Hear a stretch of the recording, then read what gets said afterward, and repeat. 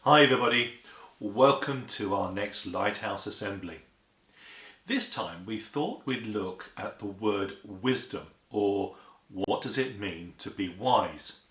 So to help us straight away, I have got a dictionary here and I'm going to look those words up.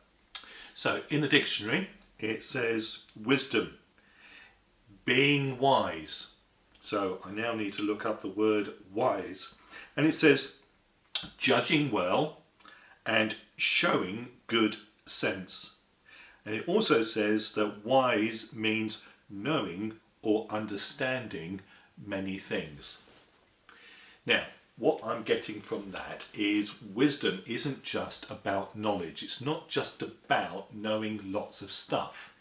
It's actually knowing things, but then using what we're learning and putting it into practice. So for instance, we know that bees sting. But wisdom would say, well, you know that bees sting, therefore don't mess around with bees. Don't tease bees because they can get angry and then they can sting you. So that's a wise thing to do. We know that bees sting. Don't do anything to make the bee sting you. That's a wise thing to do. We also know that crossing the road is dangerous. Therefore, the wise thing to do is not to just rush out into the road, but to stop at the curb and to look both ways and to listen. And when everything is clear, there's no cars or buses or lorries coming, then we know it's safe to cross the road, and to keep watching, keep looking, keep listening as we cross the road. So we know that crossing the road is dangerous, and of course the wise thing to do is not to rush out, stop at the curb, look both ways, listen. When everything is clear, cross the road when it's safe to do so, and keep looking. That's the wise thing to do. So I think you see how this is working. Wisdom isn't just about knowing stuff, it's about knowing what to do with it, making sure that we're using it properly so that we can do the right thing and we can do the safe thing as well. We're going to look at a story now that is all about wisdom. Jesus had been talking to a huge crowd of people. He had been teaching them many things. And he wanted to make sure that they knew and understood what he said, but also they would start to put into practice the things that he'd been talking about. Of course, that would be the wise thing to do. So to help them, he told them a story. There were once two men. One of them was wise and the other one was foolish. And both men wanted to build a house, but they set about it in two very different ways. We're going to go outside to talk about this. When you're building a house, a lot of the work goes into building the foundations. They go down deep into the ground and they provide a good, solid, flat base to start building the walls on.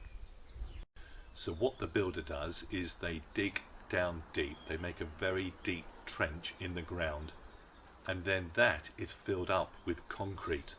And when that has finally set, the builder can start to build the walls. The foundation provides a solid base so that this house can stand up good and strong and firm. Now, in Jesus' time, they didn't have concrete. So, if you wanted to build your house properly, the wise thing to do was to dig down deep into the ground until you struck the rock underneath. What you wanted to do was build your house on the rock. That way, it would stand strong and firm. Now, here I am on Beacon Hill, and as you can see, there's volcanic rock sticking up all over the place. I can look at the soil in front of me here and I can see I'd just dig underneath the surface and I would find rock straight away. It would be easy, but down there in the valley you would have to dig down deep. It would be hard work to find the rock underneath, but that would be the wise thing to do. So the wise builder set to work and he started to dig, and he dug and he dug away at the ground and he kept on digging. It took an awful long time and it must have been really hot work, but he kept on digging until finally he found what he was looking for, the stone underneath the ground.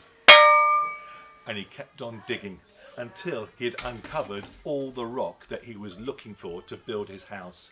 And it was only when he had uncovered all the rock and that was all ready, he then got his bricks and he was able to start to build his house. Now the foolish man, when he decided to build his house, he thought, I'm not going to go bother digging for rock. He found himself a nice field with sandy soil, and then very simply with his rake he was able to flatten the ground out and then start to lay his bricks. It was a lot easier and he was able to build his house very, very quickly. Eventually both men finished their houses and they were both pleased with what they had done. They moved in and everything seemed fine. But one day there was a storm. The wind and the rain came lashing down. The rivers and the streams, they started to flood and overflow. But the wise man's house stood firm. It was unaffected by the wind and the rain and the floods because he had built his house on the rock. However, the foolish man had built his house on the sand, which got washed away. That meant his house came down with a crash. You'll remember that this story was being told to a crowd of people that Jesus had been teaching, and he was telling them that his words were like the rock. He didn't want people just to listen and understand what he was saying. He wanted people to obey him as well. Christians believe that these stories are meant to change people's lives. They're not just nice stories.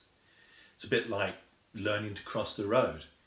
In the end, we've got to do what we're learning if we're going to cross the road safely. Want to finish today with some questions for you. But let's think for a moment. What are the things that you're going to learn about and possibly do this summer term? Let's think about wisdom. Wisdom is about listening and understanding and then doing what we learn as well. So some questions for you. Who are the people that you really should be listening to? Is there anything that you can do to listen better? And finally, is there anything that you could start doing straight away that would be the wise and right and good thing to do? Well, thank you for being with us today. I look forward to being with you very, very soon.